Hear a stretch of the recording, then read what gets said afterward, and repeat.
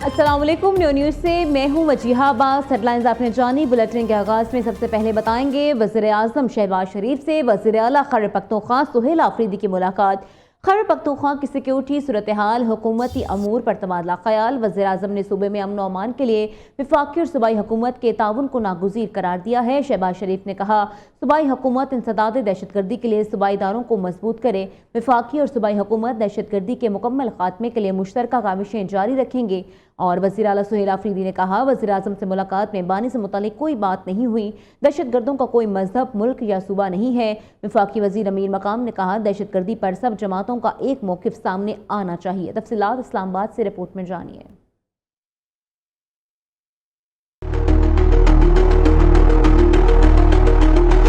वज़ीर आज़म शहबाज शरीफ की दावत पर वज़ीर आला खैबर पख्तूनख्वा सुहेल अफरीदी की वज़ीर आज़म हाउस में अहम बैठक हुई। मुलाकात में वज़ीर आज़म ने खैबर पख्तूनख्वा के अवाम की तरक्की खुशहाली के लिए वफाकी व सूबाई हुकूमत के माबैन ताउन की जरूरत पर जोर दिया। वज़ीर आज़म ने कहा अमन व अमान के क़याम के लिए सूबाई हुकूमत की कोशिशें मजीद बढ़ाने की जरूरत है। खैबर पख्तूनख्वा वफाक की एक अहम इकाई है। सूबे के अवाम की खुशहाली के लिए वफाकी हुकूमत अपने दायरे इख्तियार के मुताबिक भरपूर काविशें जारी रखेगी। सूबाई हुकूमत बाइख्तियार है। सेहत व तालीम के लिए खैबर पख्तूनख्वा के अवाम के लिए इक़दामात किए जाए।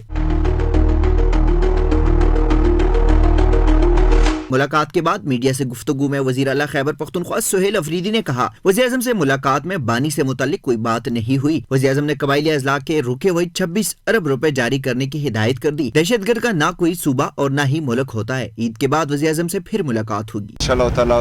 इसके बाद जो है 1-2 मीटिंग्स और होंगी इसी हवाले से जो डिस्कशन होगी, और दहशतगर्दी के हवाले से भी एक मीटिंग 2 और होंगी। तो उसमें जो है बाकायदा जब फैसले होंगे तो आपके सामने रख दिए जाएंगे। सुहेल अफरीदी ने सूबे के माली मामलात पर बात की। वफाकी वजीर अमीर मुकाम की मीडिया से गुफ्तगू में कहा वज़ीर आज़म ने वज़ीर आला की बातें गौर से सुने। शहबाज शरीफ ने सुहेल अफरीदी से कहा दहशतगर्दी पर सियासत से बालातर होकर मुल्क के मफाद का सोचना होगा। दहशतगर्दी पर सब जमातों का एक मौक़िफ़ सामने आना चाहिए। दहशतगर्दी एक नासूर है और सबको मिलकर APS के वाक़े के बाद जिस तरह पैरामाना आया था और फीस आया था उसी तरह एक्ट कर लेना चाहिए। जो उनके फाइनेंशियल इशूज़ थे वाकई वो उसने कह दिया। असर इकबाल साहब को भी कह दिया जितना मैक्सिमम पॉसिबल हो, मुमकिन हो, जो कुछ हो सकता है KPK की आवाम जो मुश्किल में है उनका मदद करना हमारी अवलीन फ़र्ज है। वज़ीर दाखिला मोहसिन नकवी, वज़ीर आज़म के मुशीर बराए सियासी उमूर राना सनाउल्लाह, वफाकी वज़ीर इंजीनियर आमिर मुकाम और मुशीर खजाना खैबर पख्तूनख्वा मुज़म्मिल असलम भी मुलाकात में शरीक रहे। प्रोडक्शन टीम के साथ Javed Noor, new news Islamabad. Opposition leader Mahmood Khan Achakzai ने वज़ीर आज़म और वज़ीर आला खैबर पख्तूनख्वा की मुलाकात खुशाइन करार दे दिया। महमूद खान अचकज़ई ने कहा हुकूमत और अपोजिशन के दरमियान बर्फ़ पिघलनी चाहिए। बलूचिस्तान में जो हुआ उसमें कई लोग मारे गए। इन हालात में भी बर्फ़ ना पिघली तो इन मसाइल को कौन हल करेगा। ख्वाजा आसिफ कौमी असम्बली में इज़हार ख्याल कर रहे हैं। आपको बरह रास्त लिए चलते हैं। स्कूल जो थे वो 114 थे, आज 15,096 स्कूल है वहां पे। यूनिवर्सिटीज नील थी, आज 12 यूनिवर्सिटी है वहां पे। मेडिकल कॉलेजेस नील थे, आज 5 मेडिकल कॉलेज हैं बलूचिस्तान में। कॉलेजेस जो थे, नॉर्मल कॉलेजेस जो थे वो नील थे, आज 145 है। कैडेट कॉलेज जो है 13 है, पंजाब में 5 है सिर्फ। टेक्निकल इंस्टीट्यूट्स नील थे, आज 321 है। हेल्थ में जो है वो डेवलपमेंट देखें।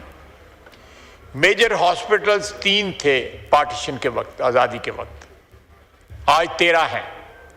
टीचिंग हॉस्पिटल जो हैं नील थे, आज 18 हैं।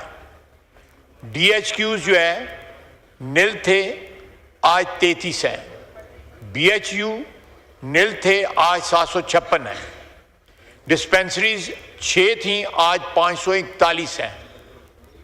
कार्डियक सेंटर जो है नील थे, आज 4 हैं। TB सेंटर्स नील थे, आज 8 हैं। डायलिसिस सेंटर्स नील थे, आज 24 हैं।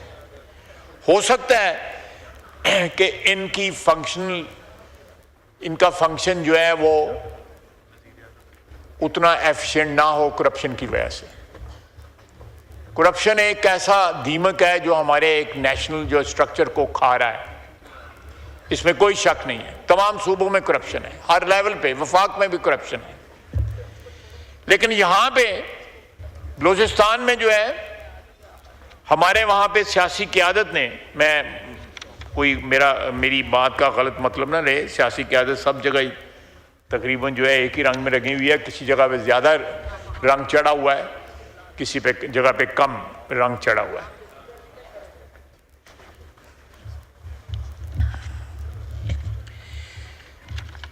सर, जो नैरेटिव बनाया जाता है सेंस ऑफ डिप्रीविएशन, मैं उसकी भी आपको तफसील बताता हूं। एनएफसी का शेयर जो है बलूचिस्तान का 933 बिलियन है, विच इज 90% शेयर कंट्रीब्यूशन जो है वो फेडरल गवर्नमेंट की है। पर कैपिटा बजट जो है 69,300 है पर individual, which is the highest in Pakistan. PSDP share जो है 25-26 का वो 11.5% है कंपेयर टू 3% ऑफ पंजाब। इसी तरह जनाब स्पीकर 124 बिलियन रेवेन्यू कलेक्शन है सारे बलूचिस्तान में। वो कहाँ जाती है, ये भी, इसके ऊपर भी एक सवालिया निशान है, कहाँ जाती है। लोएस्ट है पाकिस्तान में। ये मैं इसलिए बता रहा हूं कि ये जो महरूमी का एक बयानिया बनाया गया है उस सूबे के अंदर, वो स्वाय स्मगलरों के, स्वाय उन लोगों के जो क्रिमिनल एक्टिविटीज में वहां पे तेल की स्मगलिंग में, या जो ट्रांजिट ट्रेड है कि यहां से जाता है सामान सारा वापस आ जाता है, हमारी मार्केटों में आ जाता है। वहां पे इरानियन जो तेल है उसके पंप जो है कोयटा के शहर के वस्त में पाए जाते हैं। ये बगैर सियासी और ब्यूरोक्रेसी की पेटनेज के नहीं हो सकता। सरदारी निज़ाम जो है या वडेरा निज़ाम जो है या जगीरदारा निज़ाम जो है सब जगह ख़त्म हो चुका है, बलूचिस्तान में परपेचुएट हुआ है। मेरा खुदा न खास्ता कोई ऐसा इंटेंट नहीं है कि मैं सरदार जो हमारे दोस्त भी हैं, भाई भी हैं, लेकिन उस निज़ाम ने उस सूबे के अंदर जितनी भी इन्वेस्टमेंट हुई है उस सूबे की अपनी कमाई से, फेडरेशन की तरफ से जो भी वसाइल प्रोवाइड किए गए हैं उन सब को लूटा गया है। और आज ये जो रिएक्शन जो है ये उन्हीं लोगों की तरफ से हो रहा है।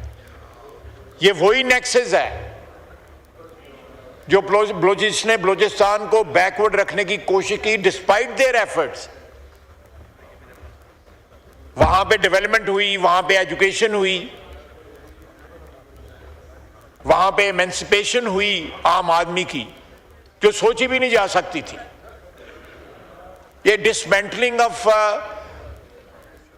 सरदारी सिस्टम या फ्यूडल सिस्टम, और जिसमें स्मगलर मिले हुए हैं, जिसमें anti Pakistan element backed by India वो में मिला हुआ है, ये लोग नहीं चाहते। देखिए, मैं तुरबत एक शहर है जिसकी मेरा 3 लाख आबादी है कि 2.5 लाख आबादी है। वहां पे एयरपोर्ट है, कैडेट कॉलेज है, इंटरनेशनल एयरपोर्ट है। जरूरत है उनकी, बिल्कुल उनको प्रोवाइड किया गया। मैं नहीं कहता कि उनको ज्यादा चीज दे दी गई है। वहां से बहुत से लोग जो है गल्फ में रहते हैं, उनको प्रोवाइड किया गया है। जितने इस वक्त एयरपोर्ट्स जो हैं बलूचिस्तान के अंदर हैं, किसी और सूबे में नहीं है। मेरे जो बलूचिस्तान के भाई बैठे हैं, they will bear me out. छोटी छोटी जगह पे वहां पे एयरपोर्ट्स हैं जिनको इस वक्त हम जो है अगर कोई नहीं ऑपरेशनल, उसको ऑपरेशनल कर रहे हैं ताकि एक कांटेक्ट जो है उनका बाकी पाकिस्तान के साथ और गल्फ में जहां पे बहुत से बलोची रहते हैं उनके साथ उनका कांटेक्ट जो है वो एस्टेब्लिश्ड रहे, कांटेक्ट जो है वो टूटे ना। जनाब वाला, एक मिसिंग पर्सन का भी नैरेटिव बना। मैंने सुप्रीम कोर्ट में जाके जस्टिस इफ्तिखार चौधरी और जवाद पाल जो है बेंच के हिस्से में थे, उसका हिस्सा थे। मैंने वहां पे उस ये बात है 2014 13 की मैंने वहां पे स्टेटमेंट वहां पे सबमिट की। यह भी नैरेटिव गलत है। अभी जो लोग दहशतगर्द जो मारे जा रहे हैं वो सारे मिसिंग पर्सन लिस्ट में उनका नाम है। मिसिंग पर्सन जो है वो मस्कत में बैठे हुए हैं, वो ओमान में बैठे हुए हैं, दुबई में बैठे हुए हैं, और यहां उनकी फैमिलीज जो है पैसे ले रही हैं, अलाउंस ले रही हैं, स्टेट से अलाउंस ले रही हैं। उस वक्त जो फिगर मैंने दी थी उसमें मिसिंग पर्सन जो केपी में इंटर्नमेंट सेंटर थे वो डाल के जो है नेट जो थे उस वक्त जो है 700 कुछ लोग थे। इस नैरेटिव को भी बनाया गया है। इस नैरेटिव में कितनी सच्चाई है मैंने आपको बता दी है। मैं भी सपोर्ट करता था इस कॉज को, मैं भी यहां पे शायद दस्तूर पे खड़ा होकर जो है प्रोटेस्ट करता था, लेकिन ये सारे नैरेटिव्स जो हैं हाईजैक कर लिए दहशतगर्दों ने, क्रिमिनल एलिमेंट्स ने। इस सूबे को डिस्टेबलाइज करने के लिए हिंदुस्तान जो है, देखें कुलभूषण जो है वो कहां से पकड़ा गया, कोई लाहौर से नहीं पकड़ा गया, कराची से नहीं पकड़ा गया, वो बलूचिस्तान से पकड़ा गया। इतना बड़ा इलाका है कि उसको मैनेज ही करना जो है ना, इट्स ए जाइगेंटिक टास्क। आप उसको इस तरह मैनेज नहीं कर सकते। हमें दहशतगर्दी का सामना जो है केपी में भी है, पख्तूनख्वा में भी हमारे दहशतगर्दी का सामना है। हमारी वहां पे फोर्सेस जो हैं, सिक्योरिटी फोर्सेस जो हैं, उनकी तादाद कहीं ज्यादा है बलूचिस्तान से। उसकी ज्योग्राफी जो है वो कवर उस तरह नहीं हो सकती जिस तरह पंजाब या सिंध या पख्तूनख्वा की हो सकती है। उससे ये एडवांटेज लेते हैं। मैंने आपको बताया है कि 40 के 35 स्क्वायर किलोमीटर के ऊपर एक बलूचिस्तान का शहरी, बलोच नहीं उसमें और भी शहरी, जिस तरह मैंने आपको परसेंटेज बता दी है। अब जनाबे स्पीकर, ये इनके पास जो असला है मैं आपको उसका भी बताता हूं। 20 लाख रुपए की तो सिर्फ राइफल है, हमारे पास नहीं है वो राइफल। उसके ऊपर जो लेजर जो हीट, बॉडी की हीट से डिटेक्ट होकर फायर होता है, वो $4,000-5,000 का वो है। टोटल जो गियर है इनके पास जो है इट्स क्लोज टू $20,000। वो कहां से आ रहा है, कौन उसकी अदायगी कर रहा है? कोई बताए इस बात को, कौन उसकी अदायगी कर रहा है, कौन इन्वेस्टमेंट कर रहा है असले के अंदर? अमेरिकन असला है, वो इस भाव पे मेरे दोस्त जो who are exposed to or who have knowledge of this trade, वो इस चीज़ को एंडोर्स करेंगे। तीन आइटम हैं जो है, एक नाइट विजन गॉगल, उनकी राइफल, और एक और आइटम है, मेरे पास तो असले का लाइसेंस भी नहीं है, इसलिए मुझे मेरा जो है वो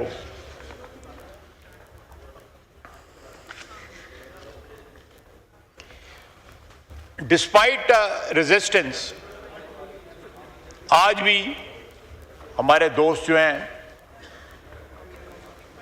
गवादर से, कलात से मुझे आके मिलते हैं। इस ऐवान में जो मेंबर हैं वो चाहते हैं वहाँ पे सड़कें बने, हम भी चाहते हैं वहाँ सड़कें बने। जहाँ सड़कें बनी हुई हैं उन पे जो बसें चलती हैं, वहाँ से उतार के आईडी कार्ड देख के कि ये किस सूबे से ताल्लुक़ रखता है, उसको कत्ल कर दिया जाता है। एक नहीं, दो नहीं, हज़ारों जो है मुसाफिर जो है, जो ज़ियारतों के लिए ईरान जा रहे होते हैं, कहीं और जा रहे होते हैं, उनको आईडी कार्ड देख के कि कई ये पंजाबी हैं, उनको मारा गया।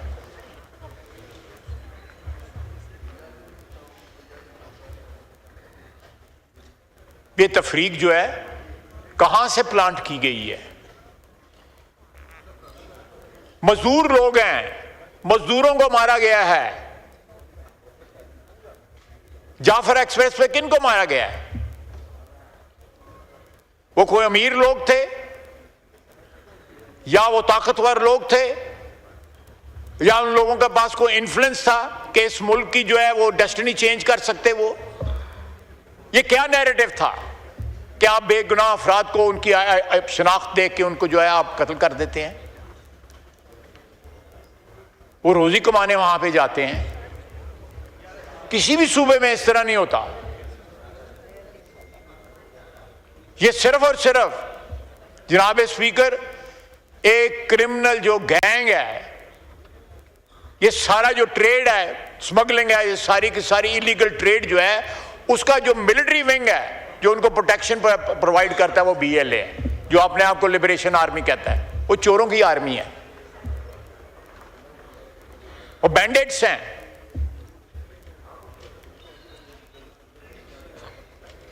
जनाब स्पीकर,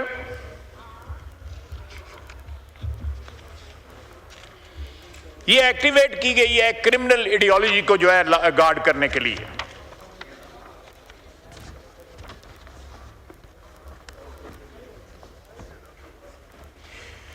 जनाब स्पीकर, ये फसादुल अर्द में, और हमारा मजहब कहता है कि जो फसादुल अर्द में जो लोग शामिल हों या जो परपेचुएट करें या परपेट्रेटर्स हों इसके, उनसे कोई नेगोशिएट नहीं किया जा सकता। हमारी पाकिस्तान की स्टेट की रियासत की ये बयानिया है या बॉटम लाइन है कि nobody in Pakistan will be allowed to rationalise violence.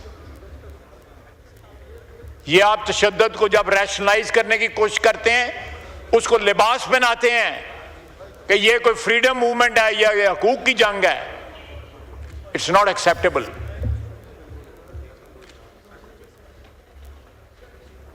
Because it's not true. ये एक कवर है क्रिमिनल जो है एक्टिविटीज को जो है लेजिटिमाइज करने का। एक पूरी जनरेशन को जो है वो जहर फैला रहे हैं। लेकिन अल्हम्दुलिल्लाह आज भी सारे बलूचिस्तान में कोई ऐसा इलाका नहीं है जहां पे उनकी रेट हो। जिस तरह कहते हैं ना कि वो कि एक रेट कायम ते कम, जो भी डिस्ट्रक्शन करते हैं, खून खराबा करते हैं, उसके बाद वो निकल जाते हैं। इंशाअल्लाह ताला आने वाले दिनों के अंदर जनाब स्पीकर, मैं हुकूमत के बिहाफ के ऊपर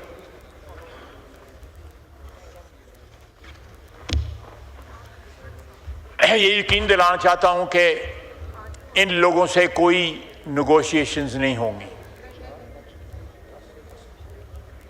जिस तरह ब्रूटल फोर्स ये लोग इस्तेमाल कर रहे हैं कि ख्वातीन को, बच्चों को, सिविलियंस को भी स्पेयर नहीं करते,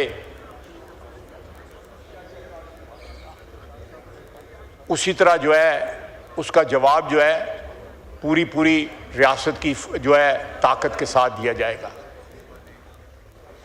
जनाब स्पीकर, मेरी दरख्वास्त है कि इस हाउस की तरफ से एक ऐसा मैसेज जाना चाहिए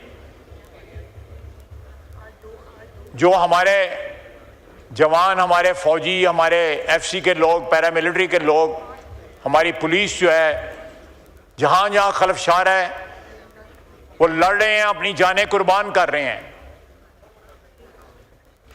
हम अपने इख्तिलाफात भुला के तमाम सियासतदान, ये पार्लियामेंट जो है उनके पीछे खड़ी हो। ये ना हो कि हम जनाजा पढ़ने जाएं, जनाजे उठाएं जाके,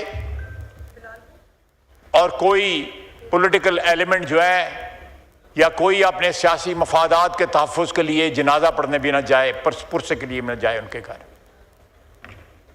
ये एटीट्यूड जो है ये एंटी नेशनल एटीट्यूड है, एंटी स्टेट एटीट्यूड है। मेरी अपील है कि इस एक इशू के ऊपर कौम को मुत्तहिद होना चाहिए कि हम किसी क्रिमिनल गैंग को जो है कोई ऐसा नैरेटिव बनाने की इजाजत नहीं देंगे कि वो अपनी मुजरमाना सरगर्मियों को कोई लबादा ऐसा पहना सके कि उसको सैंक्टिफाई कर सके। कतई तौर पे नहीं देंगे।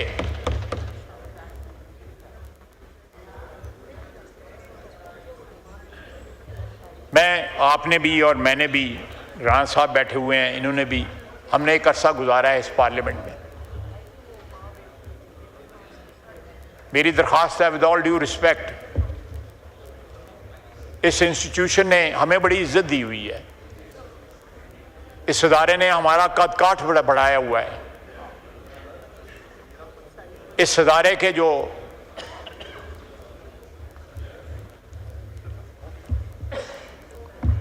भी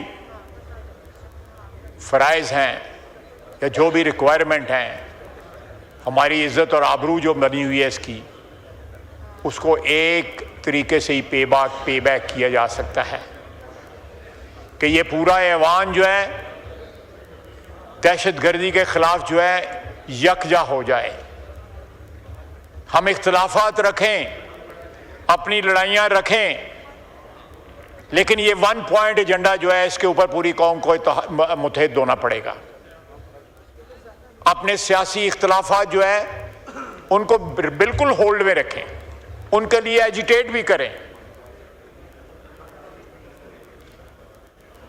लेकिन ये जिम्मेदारी जो है वो सिर्फ हमारी फोर्सेस की नहीं है, ये पूरी कौम की जिम्मेदारी है। ठीक है, उनकी ये प्राइमरी प्रोफेशनल जिम्मेदारी है, कौम के साथ उनकी कमिटमेंट है, वतन के साथ उनकी कमिटमेंट है, और वो जिम्मेदारी पूरी कर रहे हैं, वो जाने कुर्बान कर रहे हैं।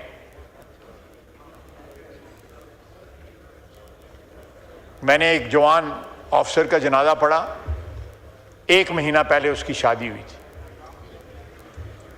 वज़ीर आज़म साहब भी वहाँ थे, मिलिट्री की, हमारी आर्मी की लीडरशिप भी वहाँ पे थी। उसकी वालदा ने कहा कि 1 महीना पहले इसकी शादी हुई है, 4 दिन के बाद इसने अपनी ड्यूटी पे जाना था, तो इसने मुझे कहा कि माँ दुआ करना कि मैं शहीद हो जाऊँ। तो माँ ने कहा कि माएँ कभी ये दुआएं नहीं करती कि बेटे की जान चली जाए, और वो शहीद हो गया।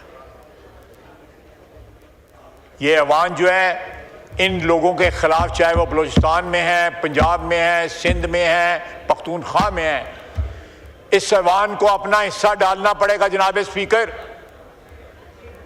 हमारे यहाँ पे पैटी स्क्वॉबलिंग जो है उसमें हम इतना बिजी हैं कि एक लार्जर कॉज है, एक लार्जर जो है हमारी प्रॉब्लम है, which is overwhelming the country, उसको हम इग्नोर कर रहे हैं। ये मिनहासुल कौम हमारी जिम्मेदारी है, ये किसी एक अदारे की जिम्मेदारी नहीं है। ये काफी नहीं है कि हम यहां पे रेजोल्यूशन पास कर दें, ये काफी नहीं है कि यहां पे हम तकारीर कर दें। We must demonstrate solidarity with the boys जो आपकी सीना सपर होके आपकी हिफाजत के लिए इस वक्त भी खड़े हैं, दिन रात खड़े हैं। यहां पे सारा दिन हम सियासतदान जो है सिफारिशें करते हैं कि जी फलाने को यहां से ट्रांसफर करके फलाने को वहां पे लगा दें। वो घर से दूर है जी, या हो सकता है कमाई कम होती हो वहां पे, ये भी एक बहुत बड़ा मोटिव होता है कि उसकी वालदा है जी, उसके बच्चे हैं जी, सारा दिन ये सिफारिशें करते हैं। आप भी करते होंगे, मेरे सारे कोलीग्स करते होंगे। क्या हमारी जो दफाई अफवाज हैं, डिफेंस फोर्सेस हैं, उनकी ये रिक्वायरमेंट नहीं है?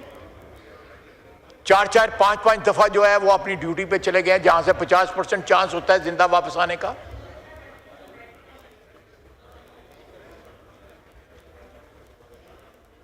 How can rest of the nation live in A bubble जिसमें करप्शन भी है, जिसमें हर किस्म की आसाइशें हैं। ये जो हम जो बजट पास करते हैं, ये बजट कितना खर्च होता है पाकिस्तान की आवाम के ऊपर? PWD जो है वजीर आजम ने क्यों बैन की? आप अपने हलकों में देखें, आपको जो एलोकेशन होती है, बजट एलोकेशन होती है, कितने % खर्च होता है?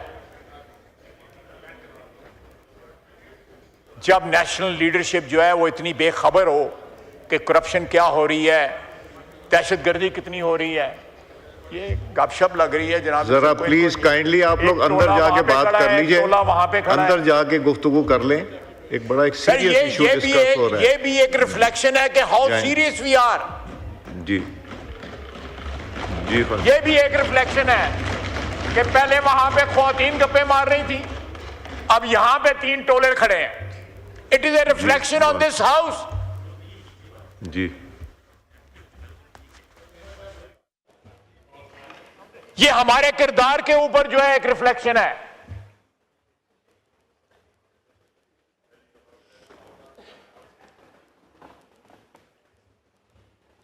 ये इनसेंसिटिविटी जो है, जो बेहिसी जो है इस हाउस के अंदर बेहिसी है। How can you demand?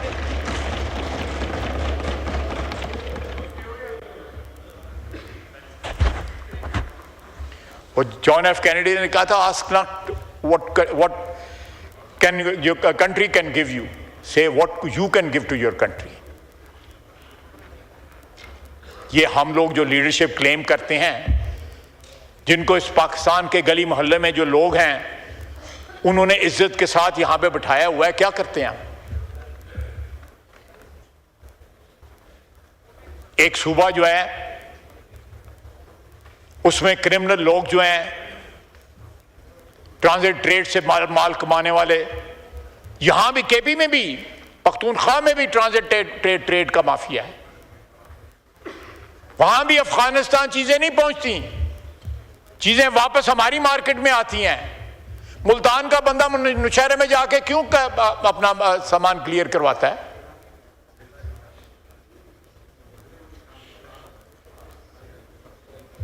आप इन्वेस्टिगेट करें कि if the goods are destined for Multan or Sialkot or somewhere else, why are these goods are being cleared in some convenient dry port? और ये लोग जब फिर क्रिमिनल जो माफिया है वो इतना ताकतवर हो जाता है तो वो BLA को हायर कर लेता है अपनी हिफाजत के लिए कि मैं तेल भी स्मगल करूंगा, 40-50 लीटर का जो तेल जो है मुझे पड़ेगा वो मैं कराची 200 रुपए का लीटर बेचूंगा। कोई है उनको रोक सके? मुझे खुद पता है कि वहां पे कोयटा के सेंटर में एक पेट्रोल पंप था जहां पे बिकते ईरानी तेल था, बहुत बड़ा नाम था जिनका वो पेट्रोल पंप था।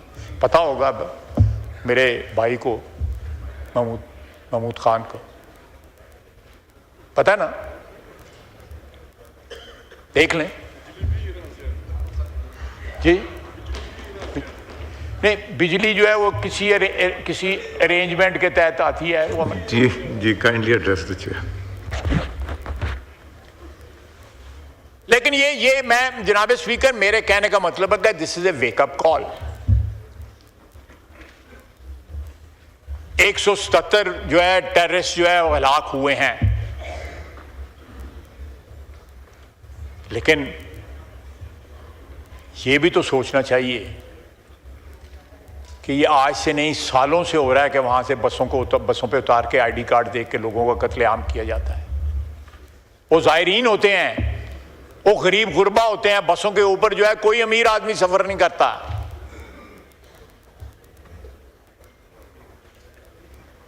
Let this house play some role in this crisis.